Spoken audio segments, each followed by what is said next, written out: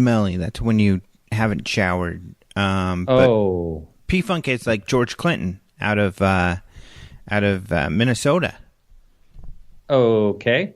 You don't know that sound, George Clinton? Look it up. I am as we speak. Okay.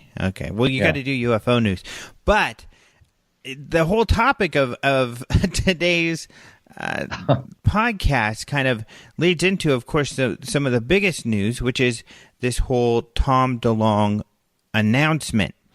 And I have on Leslie Kean, and she kind of kicked off this whole Tom DeLonge announcement thing last week. And so luckily I was able to get her on because we've been conversing back and forth and have had similar thoughts on the whole thing.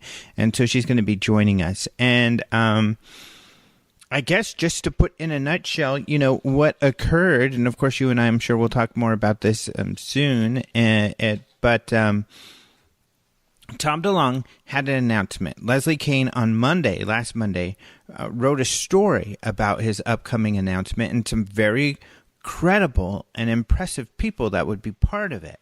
When the announcement came last Tuesday morning, essentially at the heart of it was Tom DeLonge saying he's starting this new company, that this company is going to have 3 different aspects that they're going to be looking into. One of those being entertainment, because, of course, that's what he does.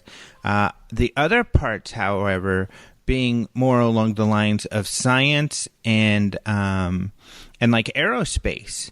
So they want to promote science, and they actually want to do aerospace. So they want to develop like these like over Unity devices, power devices, kind of like Elon Musk with Tesla.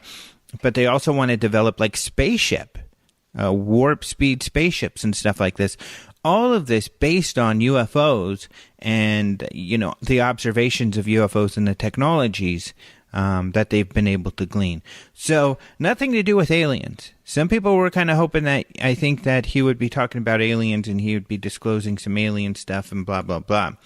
Right. But there was some disclosure that happened, because what's most exciting and what Leslie and I talk most about is the implications for our field, which is that there were 3 gentlemen that actually spoke at this event, and then a 4th, Hal Putoff, that was also in the video.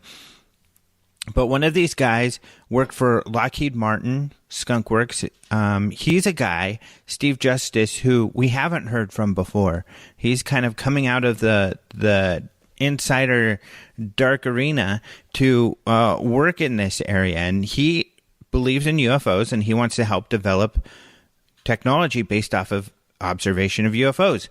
So that's really exciting, because he worked for Skunk Works and Skunk Works. I'll mention the next person first. Another person you've interviewed, Chris Mellon.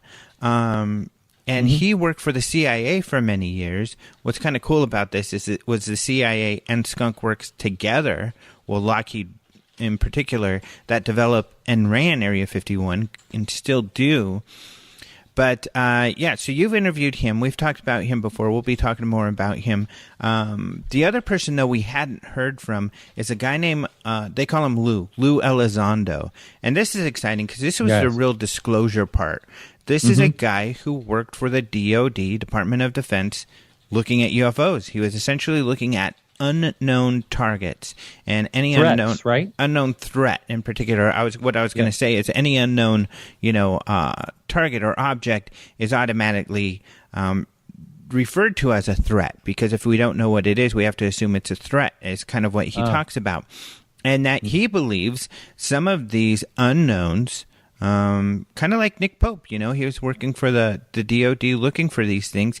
And just like Nick Pope, he believes some of these things were technology that were beyond what we have and come from unknown places. And like the rest of the guys, feels that we can glean some of the technology observed from these objects to develop our own kind of thing. But they also want to research UFOs. So I got to talk to another one of the guys. He didn't present, I don't think, at the press conference, but he was in this video at the end. His name was Jim Semivan, and I have a short interview on one of my stories on the whole event.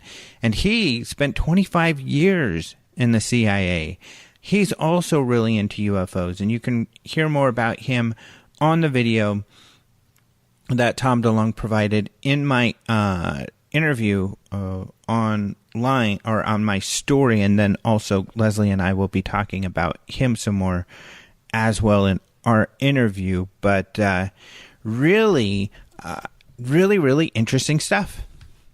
Yes, I got out of it what you did, and the most impressive part to me may not be that impressive to other people, but it is to me, and that was when he did admit that he was studying UFOs. I mean, to me, out of the whole thing, that was like a wow moment. I agree with you. For years, the government's been saying that they don't look into UFOs anymore, and here's a guy who is doing it, coming out and admitting that that is not true. So that's very significant for the UFO field. I mean, I don't know how you get around that. Some people are trying to downplay the whole thing and say, oh, it's no big deal, but that's a big deal, and I don't know how people can feel otherwise. I can see, and you and I talked about this, how some people might be disappointed because Tom DeLonge obviously believes a lot more wild and kind of fringe ideas, and he says he believes this because of insiders, not these insiders, obviously, but so I think people were hoping for that, but I don't know. Were you expecting any sort of big announcement that aliens are kind of in a battle with the government or something like that? Well, I didn't know what to expect exactly, and but yeah, maybe something along that line. But I think that it made that announcement that I just talked about kind of made up for. I mean, that was really significant to me, and but to change the subject just a little bit, in particular, they hope to emulate some of this technology, and that is from observation, obviously. Right. Yeah. So, I mean, it's kind of like whatever. I know Skunk Works is really forward thinking, but it's kind of like whatever you can imagine also would be like, what could you do with technology? But they're stating basically that if they've seen it, then it can be done, and we have to figure out how it can be done. Exactly. Exactly. And that's a good statement. And I think Leslie and I will talk more about that. But the Skunkworks guy is essentially saying that we've observed it, so we know it can be done. So our aim is to go out there and do it. And that's amazing. It is. And in my story, I put a image that they had provided me. Tom had sent me for my story of a craft that looks really cool, that they really want to develop, that they believe somehow encompasses the technologies that they believe they can develop. Wow. Well, that's interesting. And I know Hal Puthoff has that forward beam technology he's been working on, which is really, I don't know if you've ever heard anything about that, but it kind of, the forward beam kind of clears the path, and also makes sense as far as there never being a sound boom, or just clearing, like, say, the airspace in front for an object to move really fast. Oh, I should say, and this is another part that people were kind of concerned with, is that in the gist of the announcement at the end is that they are starting up this corporation, To the Stars Academy, to do all of this. And that the entertainment branch, which will be the books and the movies and stuff like that, and some of which will be fiction, but based on reality, according to Tom, but some of it being nonfiction, well, at least alleged nonfiction. But that's going to help fund the whole thing, kind of to keep it going, because, of course, you need money to do all of this. But they're also asking for people to give them money as well, but not essentially buy in. So you can buy shares of the company. And on my story, I have a link to the information about the company. But they're also asking people to buy shares for the company. And some people are like, oh, look, it's just a big money thing. But it's a public benefit company, which means they can't spend as much money on profits as most companies. They have to put more money into to the goal.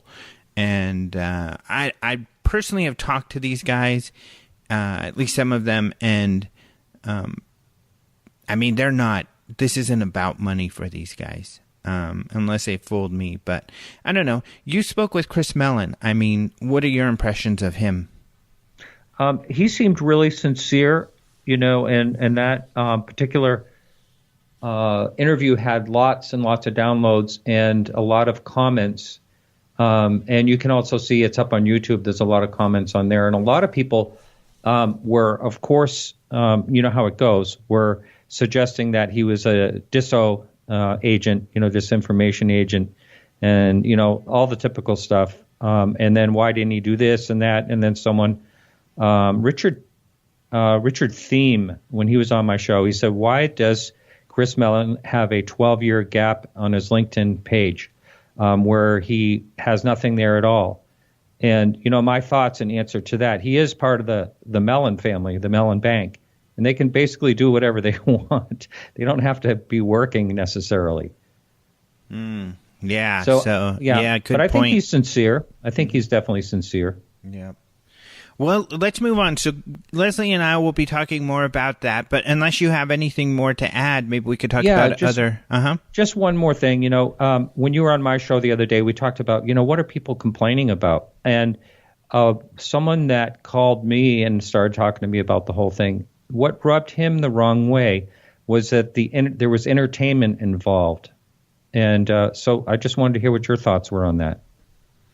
Well, I mean, it's and it's always difficult. We have to deal with the real world. I mean, people complain about open minds, and they've said in the past, why do we have to purchase this or purchase that? Well, most of what we provide you don't have to purchase, but we're in a unique position to be able to do that. Otherwise, as you know, it's very expensive to do all of this stuff. And so you have to provide money. And what's funny is other projects, do people complain to SpaceX for asking for money to build their rockets? Do people, or to build the Tesla cars? No other area is anything done for free. And so it costs money to do any of this stuff. And so what's great about this is that they've got a structure. You've got someone here who's willing to funnel some of his profits, which he doesn't have to do, but funnel his profits from, these money-making initiatives into this research and this, like Elon Musk and others have done, Bezos and others. So you've got to generate money somehow, and at least this isn't, so much going into the pockets of others. So I don't see an issue with that. Not only that, I'm personally get excited about entertainment that's based off of reality, especially in the UFO field. So, for instance, that's why I'm so into Spielberg and his interest in UFOs and what aspects of his UFO research he's brought into his movies.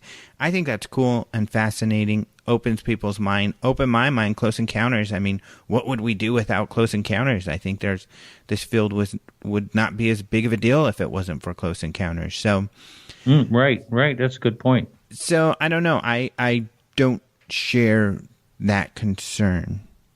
Yep. Okay, I got it. Thanks for talking about it. So you got some UFO news? I've got some UFO news, and it's All right. funky. It's funky. Good. All right. So a Florida witness reports a rectangular UFO near Tampa Bay, and this was in Tarpon Springs, which actually my aunt and uncle lived in. I used to frequent there but I never saw a single triangular UFO. No. At all. So, basically I'd like to read verbatim what he says in this report. It's interesting. So he came outside for a smoke facing west on a clear sunny day with a few clouds at 11:27. Now this guy knows exact everything. And that was on 10/16/2017. And he says, we have a lot of air traffic in the Tampa Bay area. I noticed a dark rectangular object at 33 degrees, not 34, 33 degrees to the northwest, over a mile away. I thought it was a bird gliding at first, dark with no reflection from the sun. The sun was still in the east, and the object was to the west. So it should have been bright as if it were, if it were a plane. We are subject to military aircraft such as Black Hawk, Helos, et cetera, I guess. The object appeared a thin rectangular object and moved south in front of the clouds for several seconds. In less than a mile and approximately at 100 miles an hour, it vanished. No cloud cover when this happened. And he said that he tracked it on its known path for a while to see if it would reemerge, but it did not. And then he noticed that his eyes were full of spots every time he blinked, similar to a photo flash, but in a 20 by 20 grid of dots. He's very exact. So this is not unusual looking up at the sky in Florida, but not when you're looking away from the sun and not in a grid-like pattern. And I'm not sure what I saw due to the distance. I know I was fully awake and conscious. That's always good. And saw this event clearly. The object would have been over the Gulf of Mexico, at least about a mile out. And that's basically it. Because he must have had to blink his eyes over and over again to be able to figure out how many dots were in the grid pattern, which is kind of interesting. Yeah, 20 by 20. Wow. Well, he's good at exact numbers. So who knows? I mean, if he really saw something strange, then perhaps when this thing took off, whatever technology it uses to propel itself caused maybe a flash that was so quick he couldn't even, his brain didn't comprehend seeing it. Good point. Hey, what is this picture you posted in this article taken in 1987? Joe Blower? I wanted to, in fact, in writing this story, it was that photo was a big part of it, which is kind of, so you get two stories in one. It's a really cool photo. It's out there. People see it, but you might not know where it comes from. There was this gentleman named Joe Clower, and he was essentially sending photos, taking allegedly UFO photos. He lived in the Denver area, and supposedly him and his friends would go out, and they were like, they would get minerals, was kind of what they dealt in, and they say they saw lots of UFOs and took quite a few photos, and they sent them to Wendell Stevens, who has since passed, who, since the 40s in the Air Force, he's been really into UFOs and collected many, many UFO photos and had a few UFO photo books and calendars, some of which you can find at ufocongress.com. Many of which, what's left out there, actually. So this is one of the photos he collected from this Joe Clower guy, who says he took this photo in August of 1987 of this spectacular looking, rectangular UFO, very much similar to what's described in this sighting. And it has 4 lights, one at each corner of the rectangle. Really interesting photo. Is it real or not? I don't know. I'm really skeptical of this Clower guy because a lot of these photos this guy has sent Wendell are too good to be true, but they're definitely beautiful photos, and they represent like this sighting very well, and that's why I used it in this photo. But I was sure to also, in the caption of the photo, in the story, give you all the details I have about this photo. Yeah. I wonder how difficult it would be to fake something like this in 1987. I don't think there was, I think it was like 1990 something before there were things around like Photoshop, for one. That's so in a good point. 87, how would someone hoax something like this? You know what? That's a really good point. And, some of these pictures that Wendell collected are really, really interesting. And some of them even go back to the 70s. And I don't know how the heck anybody would have created some of these. I just found it. Photoshop was developed in 1988, so it didn't even exist. Oh, wow. Its initial release was in 1990. So, yeah, this wasn't Photoshop. I don't know how someone would do this, and I would love to hear, someone like Mark D'Antonio's response. And that's one thing I would like Mark to do is go through some of these old Wendell photos, because I don't know how some of these could have been made before Photoshop, including this one. It's a really, really interesting, really cool photo.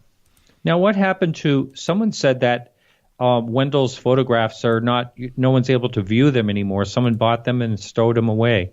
What do you know about that? Have you heard anything? Well, we're the ones who bought them. That's why this photo is credited openminds.tv photo archives. It was my boss who bought them.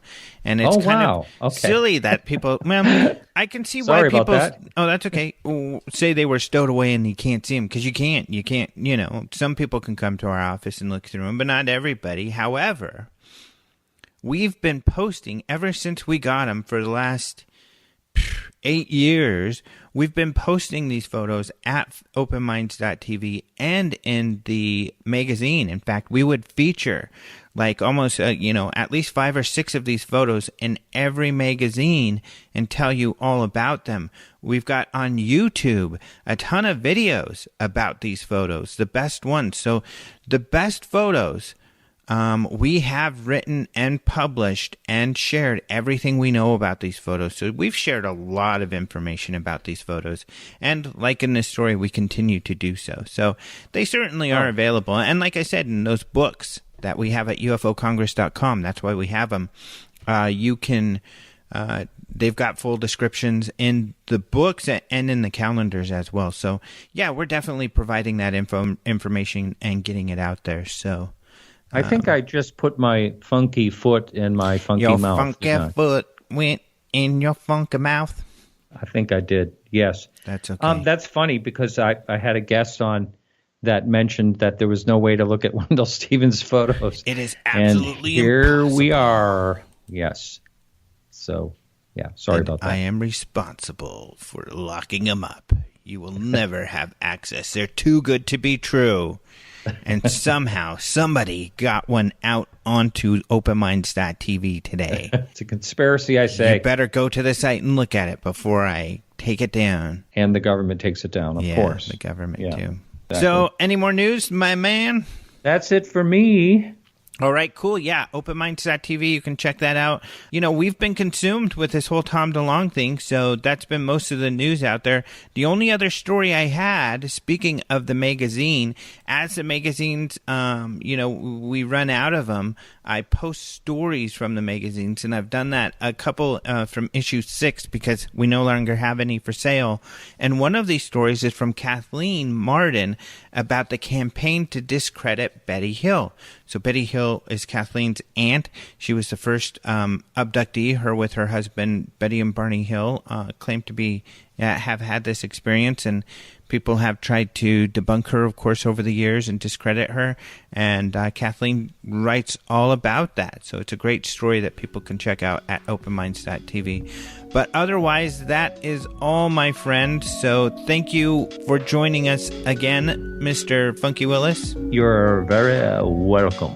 Let's go ahead and talk to Leslie after this short break.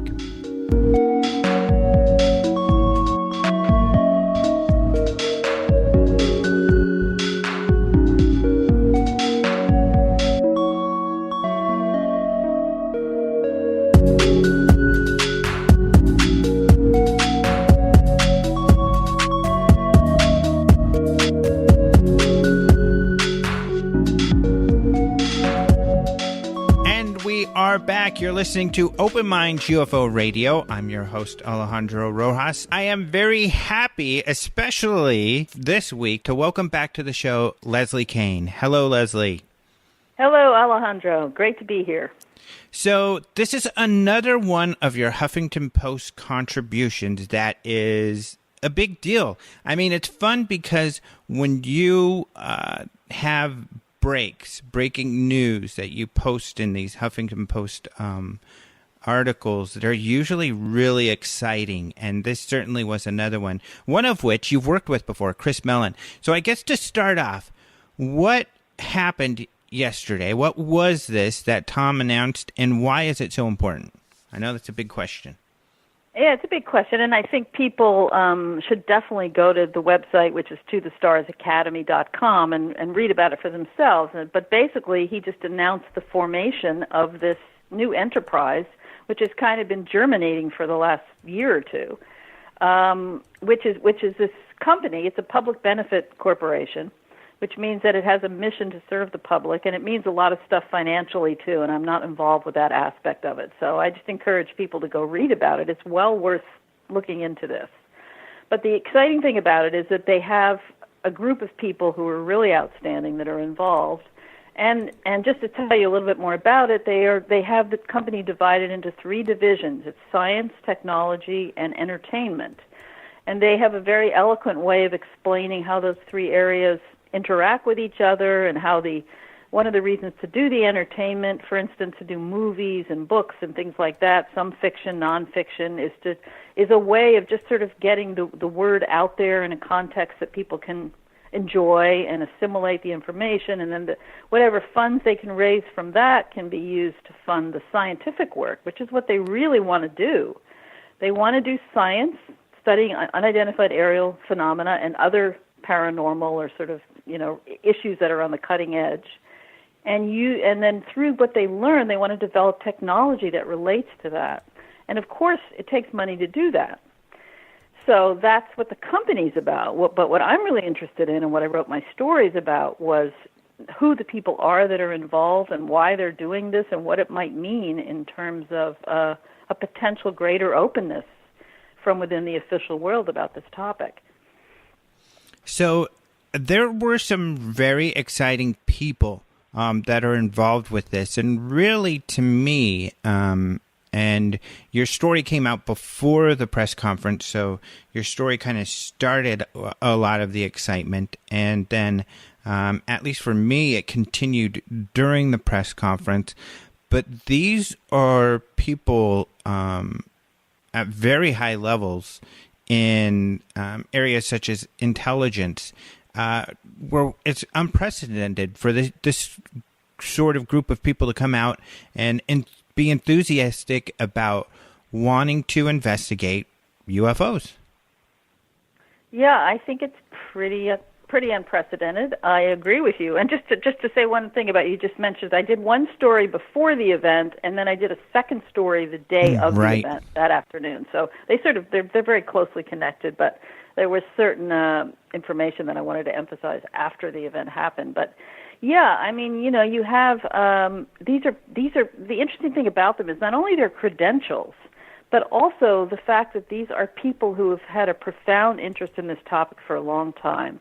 They're very well connected to the intelligence world, the defense world, the inner workings of the government, and they just have a lot of experience and knowledge at deep levels. And so it's sort of like these are people that have always remained in the shadows in a way, and it's sort of like they're saying, okay, we're going to come out into the light now, and we're going to present this information to the public, and we're not interested anymore in just sort of hiding in these programs and keeping everything quiet. They want the world to know.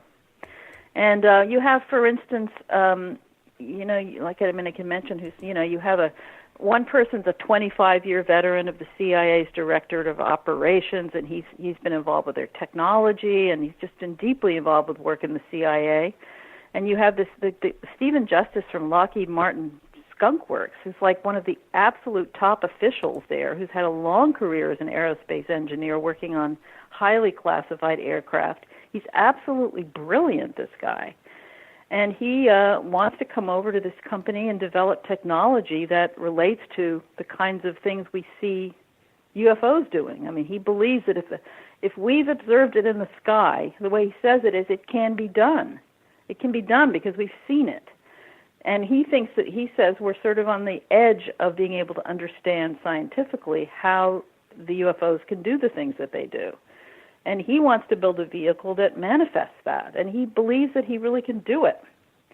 They're a very visionary group that have the skills to pull off what they want to do, if they can create if they have the resources to do it. That's what it all boils down to. Mm-hmm. And I was particularly interested in Lou Elizondo, who was the former head of the. This is to me is the biggest headline from all of this. The former head of a secret program within the Department of Defense, which looked into UFOs, which has never been known before. He headed up this program for about 9 years, and he left only about 9 days ago from that job. Wow. So even though he's a retired official, we often hear about these retired officials, 20 years after they've been in some position, they might say a few things, right? This is a guy who was doing this less than 2 weeks ago, and he was heading up a program in the DoD. So now we know. We have an answer to the question that everybody's always asked. Does the government study UFOs in secret? I mean, everybody kind of thinks they did, but we didn't know for sure. Now we know. There is a program within the DoD. It's been going for a while, and it's going to continue. And that is a really big deal, right? That is so huge. Huge, and that's what my second story was about, and I just don't know if people really understand the significance of what that is. But to me, it's very clear how important that is.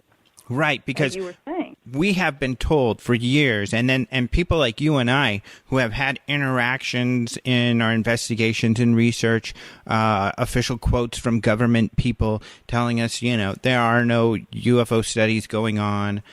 We did a whole video about how, well, according to your own papers, that's not true, but you've done a lot of that stuff too.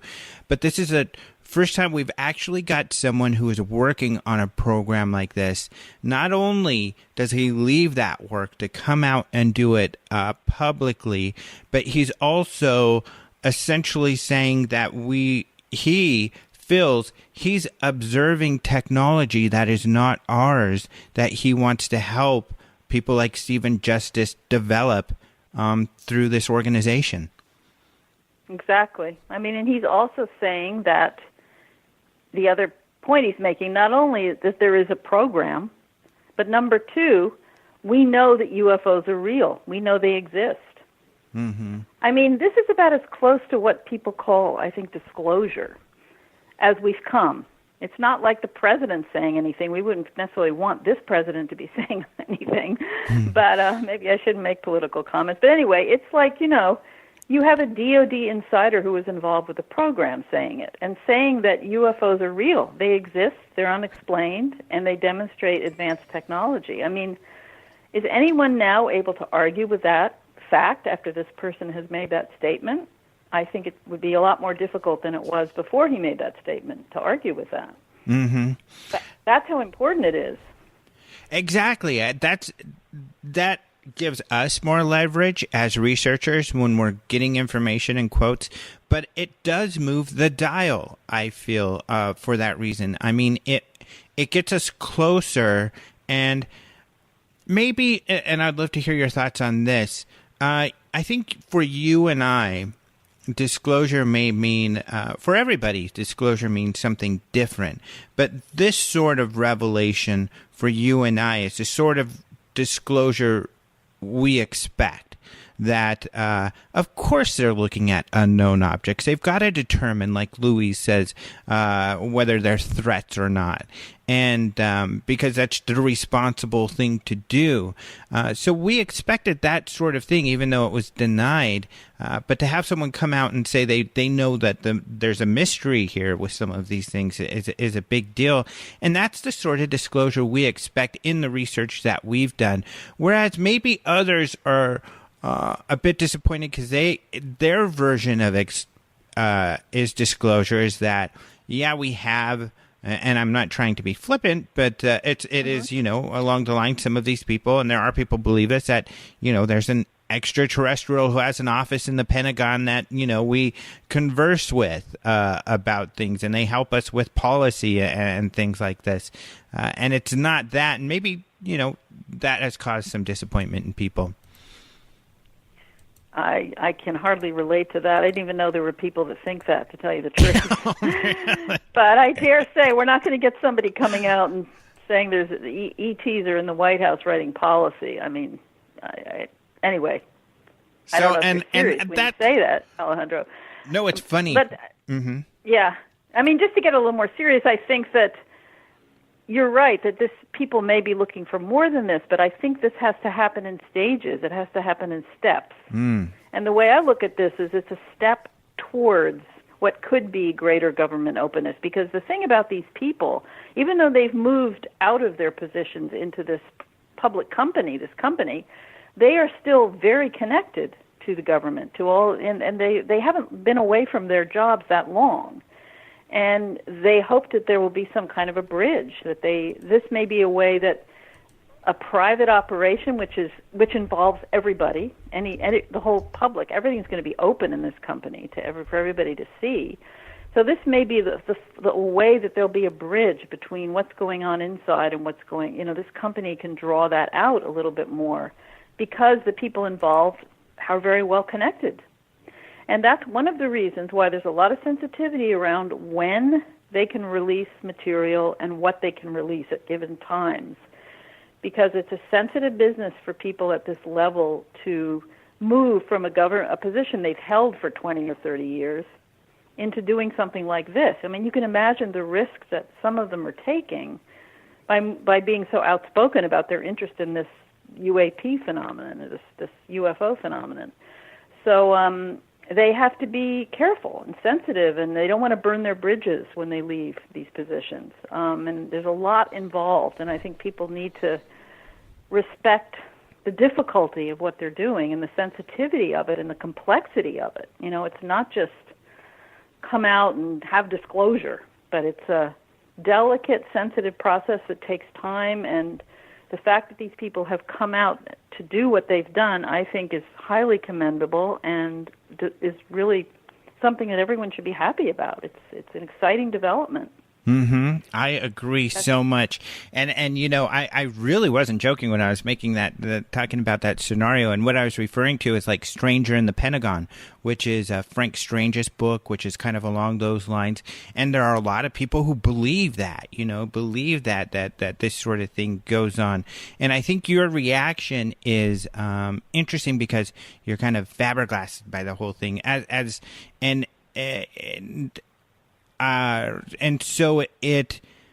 the reason I guess I say that is because it kind of highlights our perspective a bit and how people have different perspectives about this information and about how it all works. And one of the things I think that can get you excited, it gets me excited as well, is that those things you were just talking about the nuances, about how the government works and how these things, operate, and how this information can be released in a way that is beneficial towards everyone, where these people aren't like breaking their oaths or anything like that. I mean, they're patriots. They work for their country their entire lives.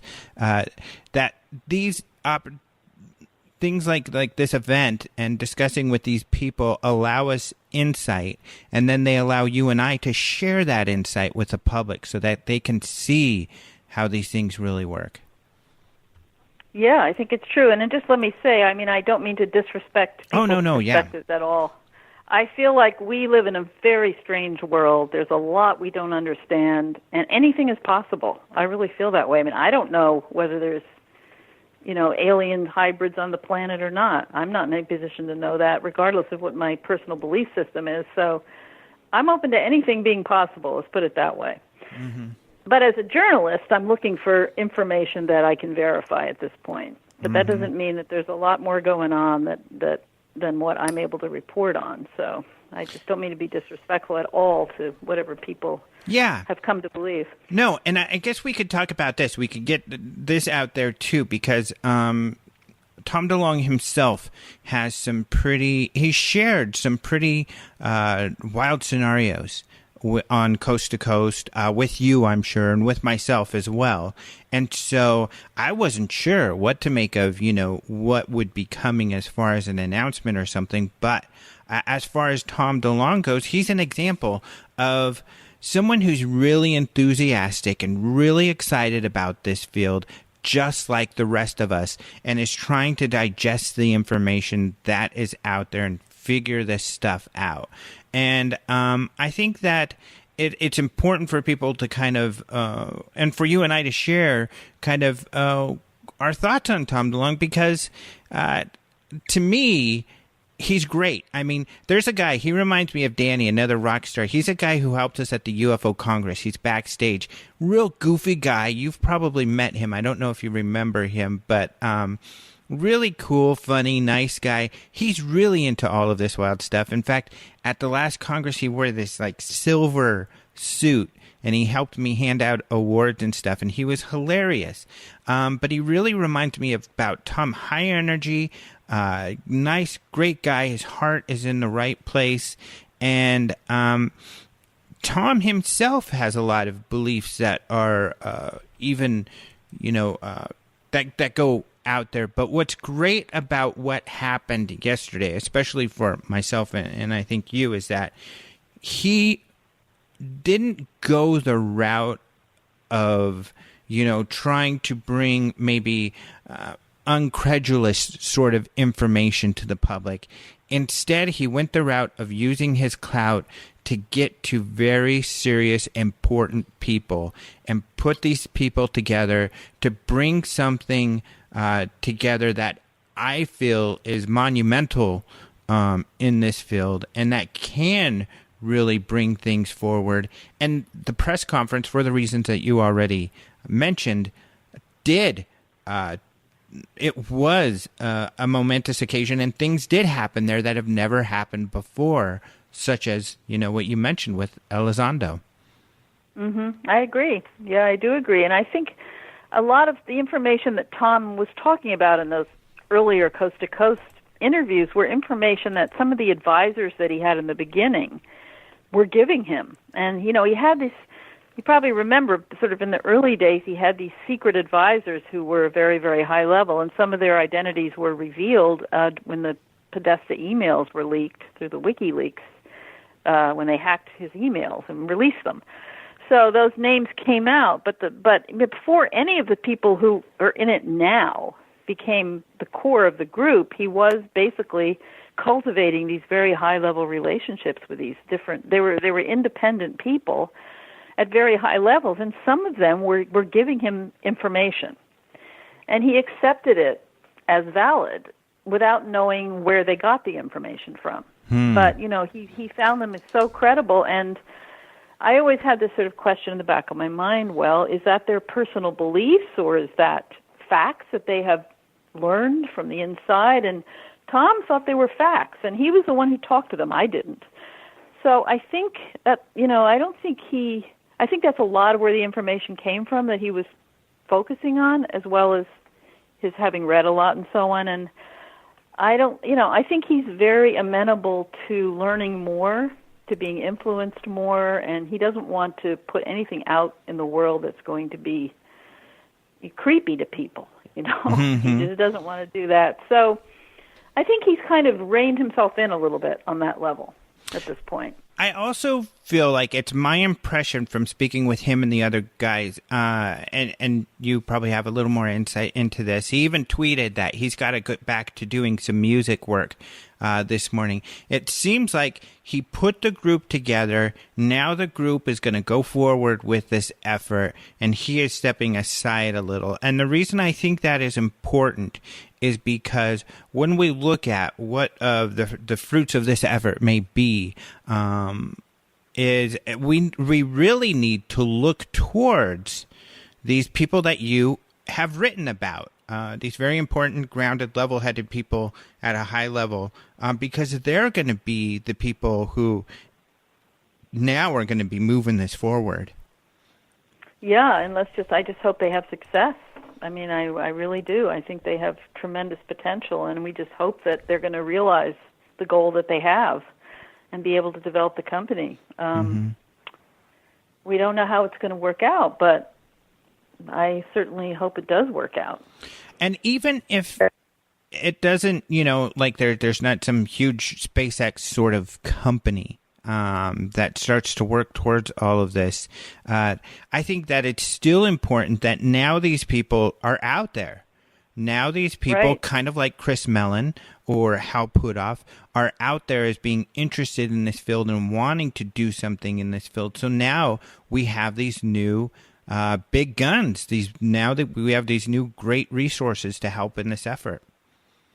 I agree, and I think that even if nothing else happens from here on, what has happened is absolutely extraordinary. I think what Tom has done is extraordinary, that he was able to make this thing happen and draw these people in and create this entity, which is this company. I mean, I think, it's a real accomplishment, even if nothing else happens. You're right. And we have all these interesting people now who have come into the public world and will continue to be in the public world. I have to assume that, regardless of what happens with the To the Stars company. Mm-hmm. So yeah, there's news here, and that news doesn't go away. It moves us forward, and no matter what else happens, it's been a tremendous accomplishment, I believe. That's my position anyway. I mean, I sat down with 4 of these people for 4 hours just about a week before this launch, and I've known Hal Puthoff for a long time. I spoke with Steve Justice numerous times on the phone, so I really have no reason to doubt the integrity of these people. They're brilliant, they care, they're doing this for the right reasons. They don't need money, they're not into making money, they're all perfectly well off, they've had long, very successful careers, and they're doing this for the reasons that they say they're doing it. Mm-hmm. And I know there's a lot of doubt out there in the community about that, but I don't quite understand that. But I can, to the extent that people are willing to trust me, I can tell you that my assessment of them is what I just said. And so if I'm wrong, time will tell. But I think they have a lot of integrity. And I've known Chris Mellon and Hal Puthoff for quite a while, so I know who they are. The others I only met recently, but I spent a lot of time with them, and I've worked closely with the group in the last week. So I think they really are who they say they are. Mm-hmm. And so people don't have to be second-guessing them, and saying, oh, they're just doing it for this reason or that reason, or, oh, blah, blah, blah. It's money-making. I mean, people are saying a lot of sort of negative things. I don't quite understand why, unless they've had bad experiences in the past or something, but I would not be writing articles about this group if I hadn't carefully assessed who they are and what they're doing. Mm-hmm. Yeah, and I've had great experiences as well, and I want to talk more about some of your experiences with some of these individuals because they have some really interesting things to say. Chris Mellon is an interesting person himself, someone that you've written about before, and he introduced an incredible case yesterday at that press conference, so I want to talk to you about that as well. However, we are out of time for this segment right now, so we're going to take a quick break and we'll be right back. For those of you listening on KGRA, you'll hear a commercial break. Some great companies that help KGRA keep rolling, so please check them out. For those of you who are listening to the podcast, you'll hear a little music break, and then we'll be right back with Leslie Kean.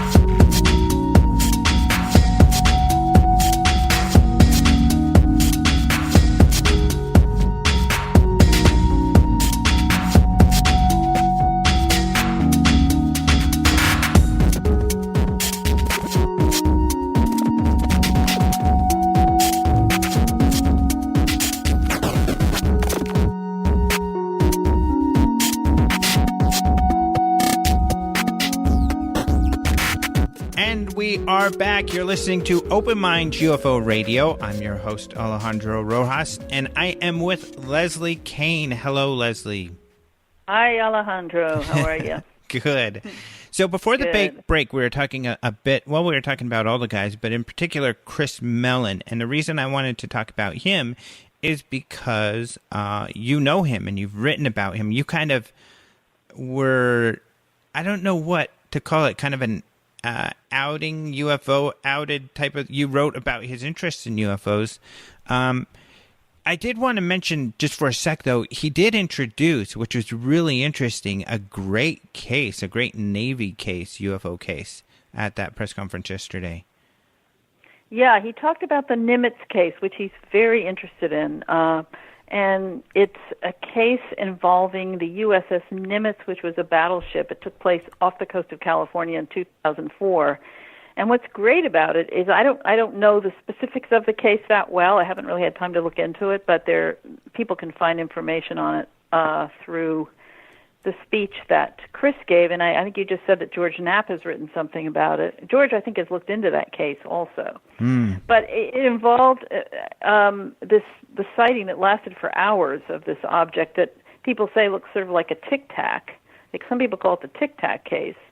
And what's extraordinary about it is that it involved all these Navy people, as you said, Navy pilots, and there were multiple witnesses to this, very highly credible witnesses in airplanes, and all kinds of maneuvers that were observed of the object that couldn't possibly be done by the technology we have. There's one instance where it was at 80,000 feet and then dropped, hovering at 80,000 feet, just in a very fast drop down to 50 feet and was just hovering above the water at 50 feet. And the thing about it is there were two independent radars that picked up this object, and then one was from another battleship that was nearby.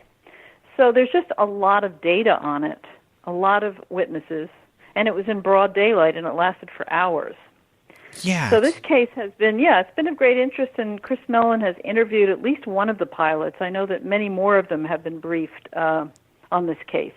So here again, it's like, my goodness, this is huge. This alone would be huge news, that a Deputy Assistant Secretary of Defense for Intelligence for two administrations is coming out at a press conference discussing this incredible UFO case, that he even suggested that, people in Congress can go look this up and see for themselves that pilots had this experience. I mean, he's even kind of calling upon,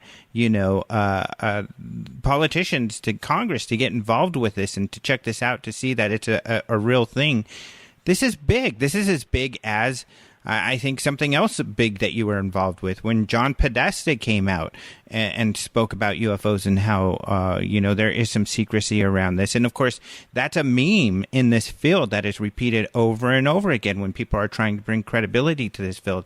So this is another very important moment that happened yesterday. Now, you had written about Chris Mellon and his UFO interests before. How did you come across him, and how did that story come about? Well, he was interested in this group called UFO Data that I've been involved with, which is a group that's trying to set up stations around the country to capture data on UFOs. That's, in a nutshell, what it's doing. And it was founded partly by Mark Rodiger and a couple of other people. And Chris just contacted us one day because he was very interested in this topic, and he liked what we were doing. He liked the sort of scientific approach that we had, and we had scientists and PhDs and people like that involved. And he joined the board of UFO Data, and that's how I got to know him. And the interesting thing about Chris, Alejandro, is that he really hasn't been around that long with this issue. He has not had decades of experience the way some of these other people have that are involved. He just became extremely interested in it. Although he's always sort of had a curiosity about it. He talks about this in the article that I wrote about him, and people can read this article if they go to the Huffington Post. It's an in-depth interview that I did with him. And he does talk about how there were times in his career where he would hear about events and things would happen, and he was always curious about it and always took it seriously. But he just, after joining UFO Data, he just decided he wanted to just do more with this topic. And after joining that, he contacted Tom. In fact, I think I introduced him to Tom, actually. I remember that. And then he just became very involved with Tom's group, and now is one of the key people in it. And so it's very interesting, too, because in my article about him, my interview with him, he talks about how he absolutely was convinced that there was no program going on within the U.S. government, which is so interesting. It's sort of like John Alexander, he didn't find one, and he didn't believe that there was one. Now, he was looking possibly in different areas than, from where this program was in the Department of Defense. But nonetheless, he really didn't think there was. And now, of course, he's completely changed his position on that because of what he's learned. Mm-hmm. And it's interesting for me to observe that process with him, of having learned by joining this group and knowing these people, and then with Lou Elizondo coming out, we're all learning something that we never knew before. So he's been through this kind of evolution with this, which is really interesting, and that's one reason why I think it's interesting for people to read the interview, because you learn a lot about his background through that, but you also can see how he's changed and how sincere he is and how smart he is. So that's how I got to know him. And then after he started getting involved with Tom, he just worked full-time, basically, in trying to make this thing happen. And he's been very helpful. He has a strong background in business and entrepreneurship and things like that. So I think he was able to help them a lot with that aspect of it also.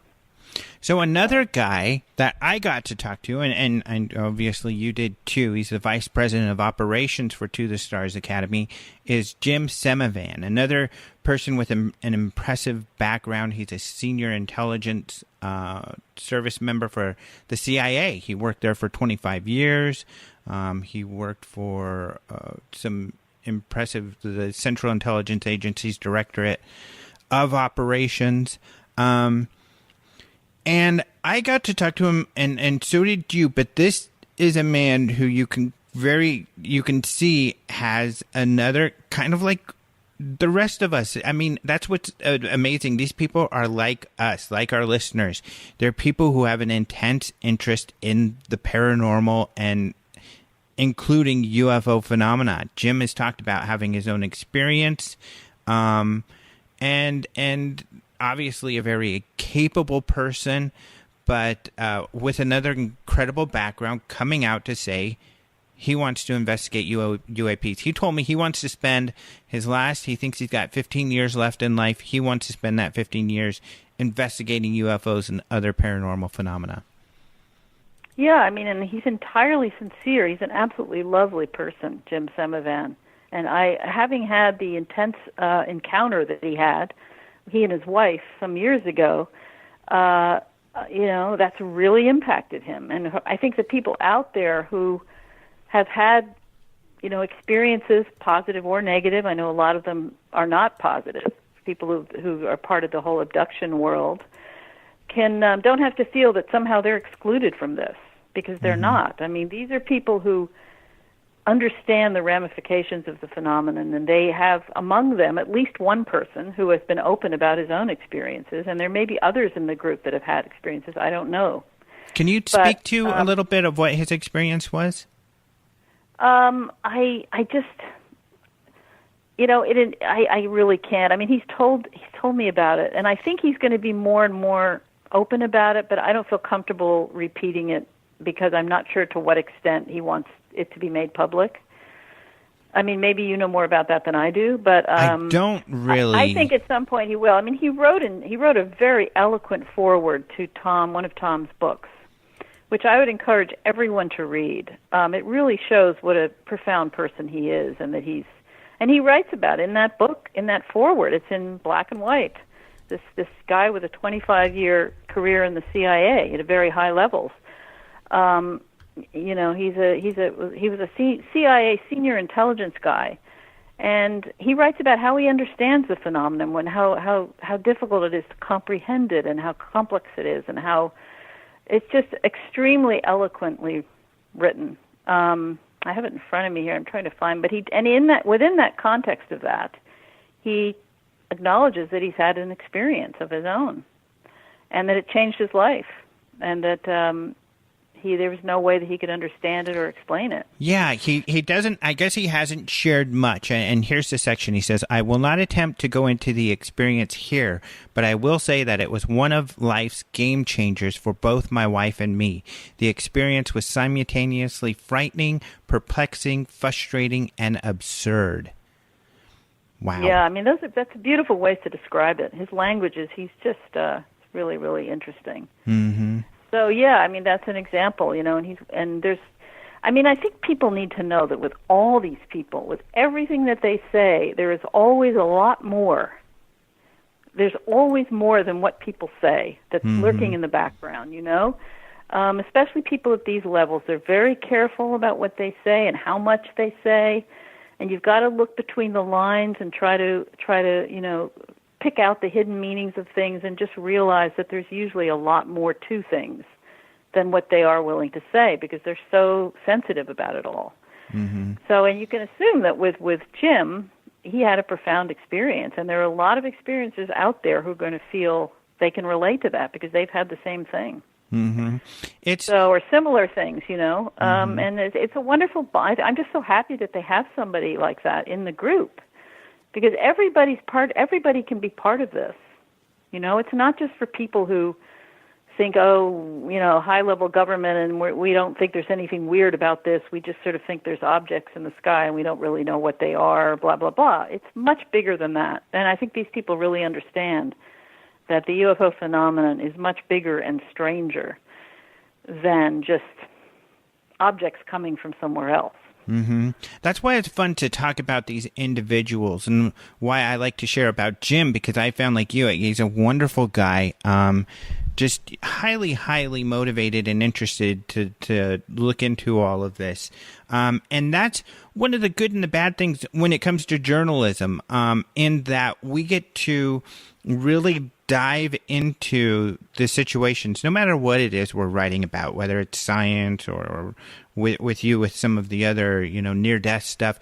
And you get to see that, these are real people that are involved with all of this. And a lot of it is telling stories about these people and humanizing all of this, which I think is important because, especially in this field with UFOs, and I think it happens in politics and other areas, people dehumanize, and these people just become their titles or positions, when really people are more complex than that. Things are much more complex than that. And that's why it's important to, understand that and get to know these people and get to understand the motivations and everything behind it, because then you can better understand. I agree, and I think that's really one of the roles Tom plays, too, is that he's just sort of this hip guy, this younger guy who has not had a life in government, and he can sort of represent, he pulls in people because he's just this cool guy, and it's not like everybody involved is some kind of a government person. I mean, he has a way of unifying everybody and reaching out to the outside world, which I think is really positive. I like the way he goes about that. Yeah, I agree, and he is cool. I mean, he's just he's a fun guy. He's a lot of fun. With Steve Justice, now you got to meet him. Well, I talked to him. He was the only one that I haven't met in person. I haven't met Tom in person either. I've only talked to him over the years. But Steve, I did talk to on the phone quite a few times, and I think he's absolutely brilliant. I mean, I just sort of feel when I get on the phone with someone like that, it's like, wow, am I actually talking to this guy? I mean, he's really had this very incredible career at Lockheed Martin, very high-level position. Program director for advanced systems, and 31 years inside that company. Yeah. And he's absolutely brilliant. And he must have spent time at Area 51. I don't know. I didn't ask him. I would have loved to have asked. He's very, just very visionary, very inspired about the potential. And he just he loved working at Lockheed Martin. And he has no negative feelings about it. But he sort of sees this as a new chapter in his life. It's just sort of like the next chapter where he wants to be able to create something that probably couldn't happen in the system that he was in before. Not that they don't do incredibly wonderful things that help our country, because they do. But for him to, he has the knowledge that would allow him to just step out and create this vehicle that could really, really change the world. And he has this. It's just so fascinating to hear him describe, as he did at the event. I mean, people can go on and listen to that, describe what he wants to do. And he's just this brilliant person. I mean, you just can feel that when you talk to him.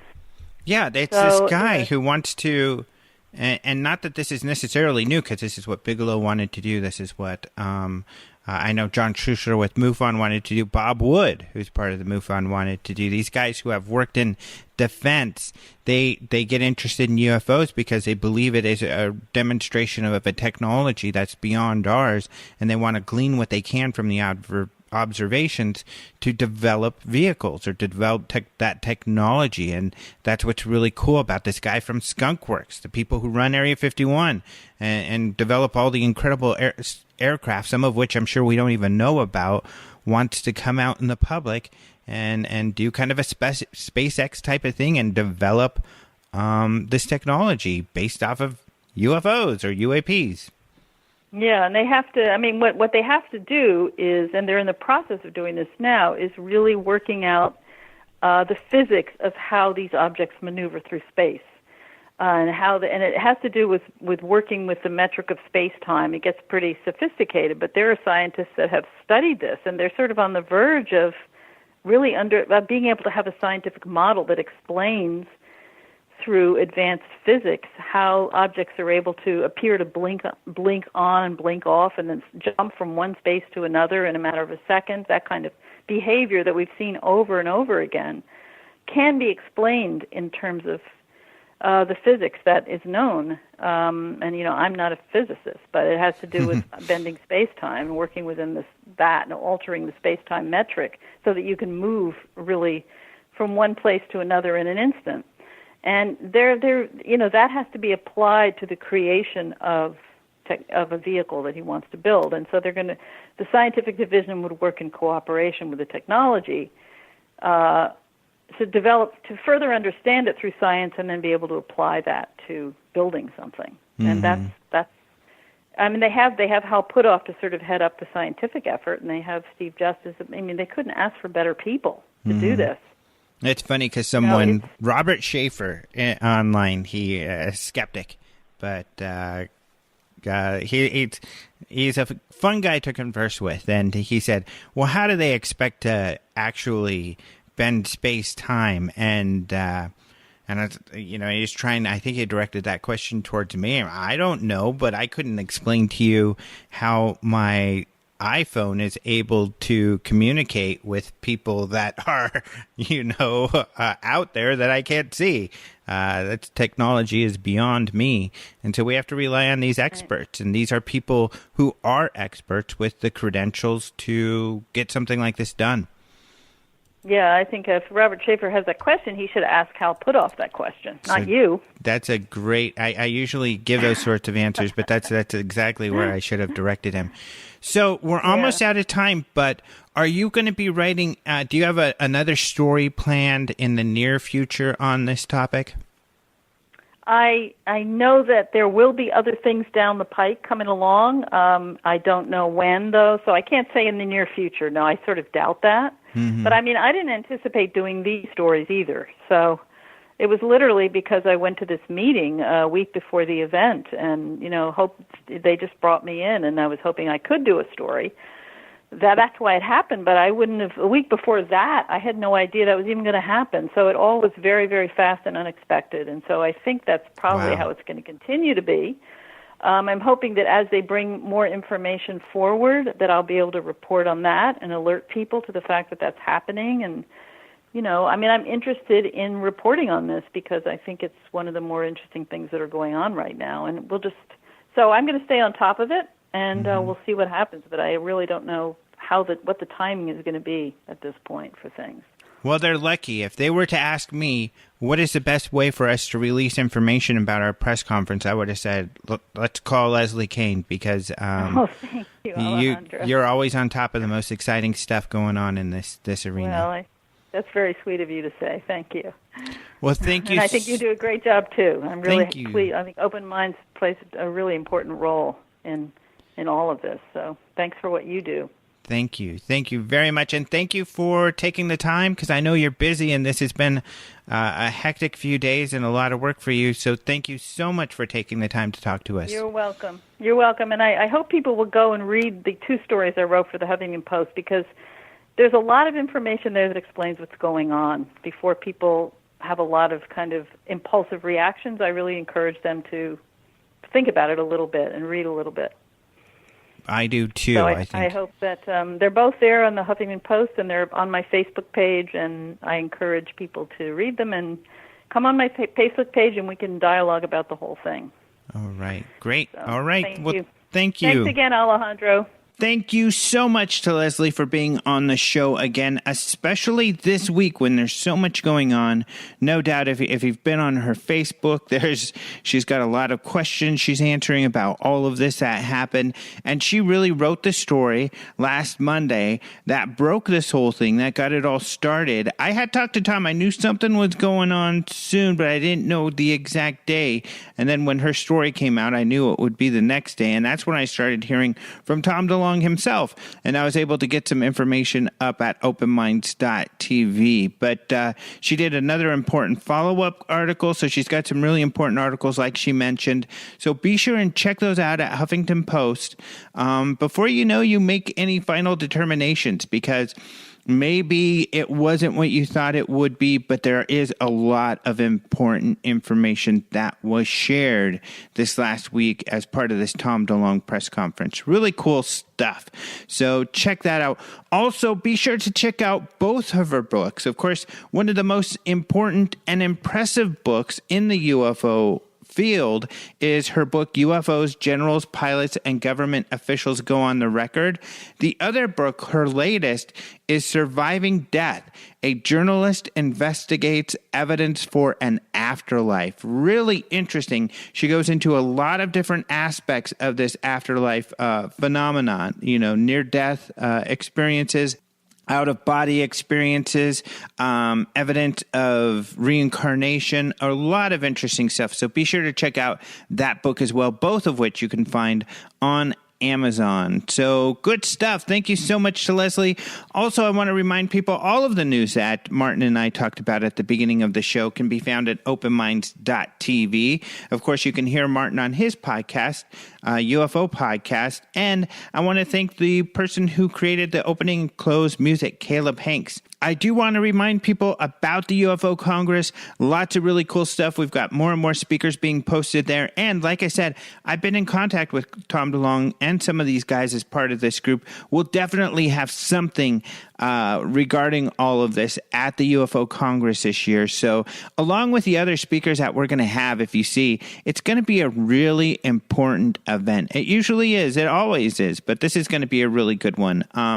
So I look forward to seeing you all there. You can go to ufocongress.com to see more about that.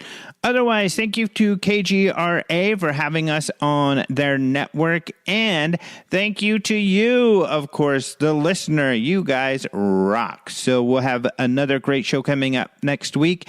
And until then, adios, muchachos.